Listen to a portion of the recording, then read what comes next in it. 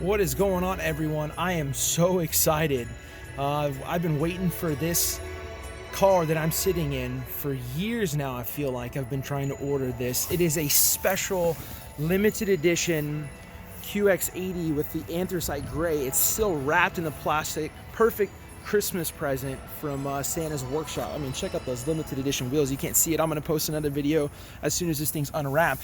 But the most awesome thing about these new QX80s, the 2020s, is they redid the inside and added the two screens that we see on a lot of other Infiniti models, and it comes with Apple CarPlay and Android Auto, which has been huge. So a lot of people have said, you know, the 80s need a new update with the infotainment, but check it out.